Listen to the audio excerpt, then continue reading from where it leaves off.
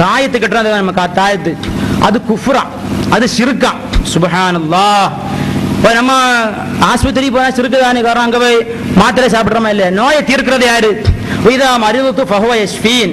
நான் நோயாளி ஆனால் அல்லாஹ் எனக்கு குணத்தை அளிப்பான், நிவாரணத்தை அளிப்பான். இது குர்ஆன் ஆயத்து.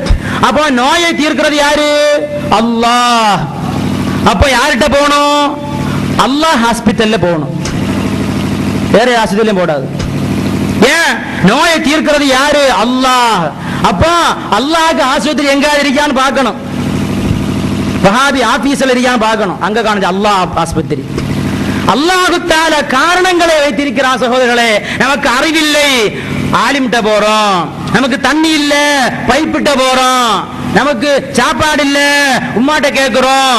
நமக்கு என்னது சாதனை வாங்கணும், கடையில போறோம். இதெல்லாம் சபபுகள், காரணங்கள்.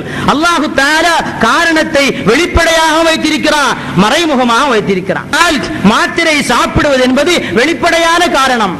எந்த மனிதனாவது நோயை தீர்க்கக்கூடிய சக்தி இந்த மாத்திரைக்கு சுயமாக இருக்கிறது என்று நம்பவே கூடாது. அப்படி நம்பக்கூடாது. அதே மாதிரி தான் நோயை தீர்க்கக்கூடிய சக்தி அந்த தாயத்துக்கு சுயமாக உண்டு என்று நம்பக்கூடாது. யார் நம்ப மாட்டாங்க.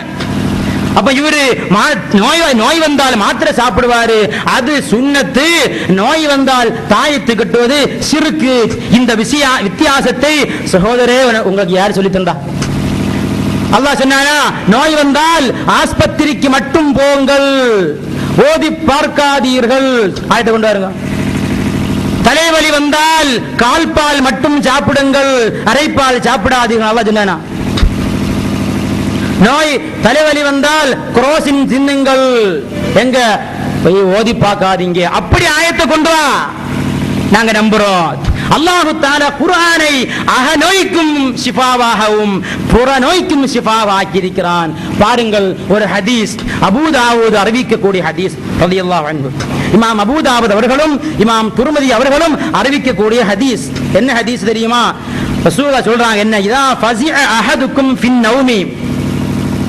இவங்க சொல்லுவாங்க, நாங்க ஹதீஸை பின்பற்றுறோம், ஹதீஸை பின்பற்றுவாங்க, அதை ஏற்றுக்கொள்ள மாட்டாங்க. ஹதீஸ் முன்ன போகும், இவங்க பின்னாடி போவாங்க. அதான் பின்பற்றுறது. அல்லாம ஹதீஸை ஏற்றுக்கொள்வதல்ல.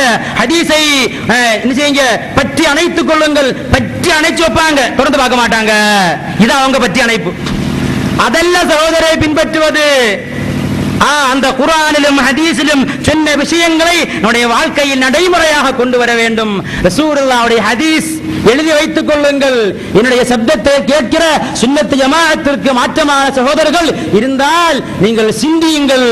நம்முடைய தலைவர்கள் நம்மளை குழப்பி விட்டார்களே என்று இப்பொழுது அவங்களுக்கு புரியுதா இல்லையா? ரசூலுல்லாஹ் ஹதீஸ் பாருங்க, இதா ஃபஸிஅ அஹதுக்கும் ஃபின் நௌமி. உறக்கத்தில் திடீரென்று பயந்து எழும்பினால் என்ன சொல்லட்டும்? அஊது பிகலிமாத்தில்லாஹி தாம்மாத்தி மின் கலபிஹி வ இகாபிஹி வ ஷர்ரி இபாதிஹி வ மின் ஹமஸாத்தி ஷயாத்தீன் வ யஹ்துரூன். இப்படி சொன்னா அவனுக்கு ஒரு குழப்பம் வராது. இது ஹதீஸ். இந்த ஹதீஸ சஹாபிகள் எப்படி வாங்கினாங்க தெரியுமா? அடுத்து வருது, வகான அப்துல்லாஹ் இப்னு உமர் ரலியல்லாஹு அன்ஹுமா முத்தபிஉஸ் சுன்னah. ரசூலுல்லாஹ்வுடைய சுன்னத்தை 100க்கு 100 பின்பற்றிய சஹாபி என்கிற சிறப்பு பெயருக்கு சொந்தமான அப்துல்லாஹ் இப்னு உமர் ரலியல்லாஹு அன்ஹுமா அவங்க யுஅல்லிமுஹா மன் பலக மின் வலதிஹி, தங்களுடைய குழந்தைகளில் நின்றும் பருவ வயதை அடைந்த நபர்களுக்கு இதை சொல்லிக் கொடுப்பாங்க. அவங்க காணால படிப்பாங்க, உறக்கத்தில் பயம் ஏற்பட்ட ஓதுவாங்க. வமல்லம் யபுலுகு மின்ஹும், பருவ வயதை அடையாத ஓத முடியாத சின்ன குழந்தைகள் கதபஹா ஃபீ சக்கின், ஒரு தோல்ல எழுதி சும்மா அல்லகஹா ஃபீ உனுகிஹி, கழுத்திலே தொங்க விடுவார்கள். இதுதானே தாயத்து சகோதரர்களே. சகோதரர்களே, ரசூலுல்லாஹி ஸல்லல்லாஹு அலைஹி வஸல்லம் இறுதி ஹஜ்ஜின் போது சஹாபாக்களுக்கு சொன்னார்கள், சஹாபிகளே நீங்கள் இங்கு ஒன்று சேர்ந்து இருக்கிறீர்கள், ஆனால் உலகத்துடைய என் திசைகளிலும் இஸ்லாமுடைய ஒளியை பெறாத கோடிக்கணக்கான மக்கள் இருக்கிறார்கள். அந்த மக்களுக்கு நீங்கள் இஸ்லாத்தை எட்டி வைக்க வேண்டும் என்பதாக சஹாபிகளை உத்தரவாதப்படுத்தினார்கள். மூட பழக்கத்தை நடைமுறையாக கொண்ட சஹாபிகளையா இஸ்லாம் சொல்ல ஒப்படைத்தார்கள் ரசூலுல்லாஹ். என்ன வருது? ரசூலுல்லாஹ்வுக்கு ஆளை பார்த்து விட தெரியல, மூட பழக்கத்தை சொல்லக்கூடிய சஹாபிகளைத்தான் இஸ்லாத்தை பரப்ப சொன்னாங்க ரசூலுல்லாஹ். அப்படி அல்லவா வருது? சஹாபிகள் ஒவ்வொரு செயலையும் ரசூலுல்லாஹ்வுடைய செயலை தங்களாக ஆக்கிக் கொண்டார்கள். எந்த விஷயத்திலும் ரசூலுல்லாஹ்வுடைய வழிமுறையை, நடைமுறையை பின்பற்றினார்கள். ரசூலுல்லாஹி அவர்கள் எதை சாப்பிட்டார்களோ அதை சாப்பிட்டார்கள். சாப்பாடு விஷயத்தில் கூட சஹாபிகள் ரசூலுல்லாஹ்வுடைய சுன்னத்தை பின்பற்றினார்கள். அப்படிப்பட்ட அப்துல்லாஹ் இப்னு உமர் அவர்கள் ஒரு இதை எழுதி கழுத்தில் தொங்க விடுவார்கள். பாருங்க, இதான் தாயத்து. அப்ப என்ன நம்பிக்கை நம்பணும்? இந்த தாயத்திற்கு சொந்தமாக ஷிஃபா ஆக்கக்கூடிய சக்தி கிடையாது. அல்லாஹு தஆலா தான் அதற்கு சக்தி கொடுக்கிறான். இதே போன்று நாம் சாப்பிடுகின்ற மாத்திரைகளுக்கு, நாம் போடுகின்ற இன்ஜெக்ஷன்களுக்கு சொந்தமாக நோயை நீக்கக்கூடிய சக்தி கிடையாது.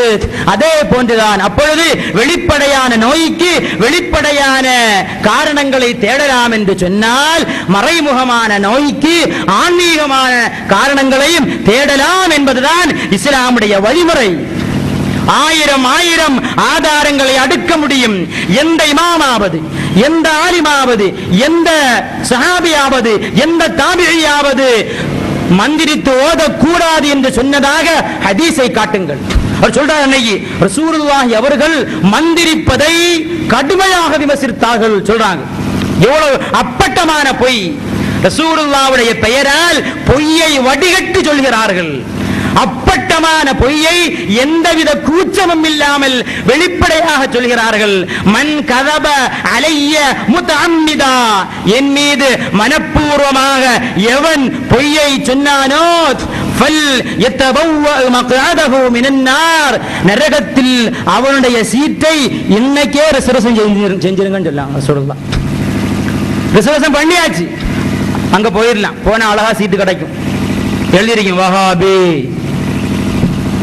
மன் கதப அலைய முத்தஅம்மிதா, என் மீது மனப்பூர்வமாக எவனாவது பொய் சொன்னால் ஃபல்யதபவ்வ மக்அதஹு மினன் நார், நரகத்தில் அவனுடைய சீட்டை இன்றே தயார் செய்து கொள்ளட்டும் என்பதாக சொல்கிறார்கள். ரசூலுல்லாஹி அவர்கள் மந்திரிப்பதை கடுமையாக விமர்சித்தார்களாம். எவ்வளவு பெரிய அப்பட்டமான பொய்! ரசூலுல்லாஹ்வுடைய வாழ்க்கையில் மந்திரித்த ஏராளம் ஆதாரங்கள் உண்டு. அந்த ரசூலுல்லாஹ்வை பின்பற்றிய சஹாபிகளுடைய வாழ்க்கையில் மந்திரித்த ஏராளம் ஆதாரங்கள் உண்டு. ஏன் இவங்க பின்பற்றக்கூடிய இப்னு தைமிய்யா தாங்க உலகத்தில் இப்படிப்பட்ட கொள்கையை முதலாக அறிமுகப்படுத்தியவர். அந்த இப்னு தைமிய்யா கூட மந்திரிப்பதை பற்றி எந்த வார்த்தையும் சொல்லல, கூடாதுன்னு சொல்லவே இல்லை. இப்னு தைமிய்யாவுக்கு என்ன வேலை தெரியுமா? சைத்தானை விரட்டு வேலை. யாருடா உடம்புல சைத்தான் வந்துட்டா விரட்டுற வேலை யாருக்கு வேலை? இப்னு தைமிய்யாவுடைய வேலை. அப்படிப்பட்ட உங்களுடைய தலைவரே மந்திரிப்பதை பற்றி ஒன்னும் சொல்லலையே, தொண்டர்கள் யாங்க சத்தம் போடுறீங்க?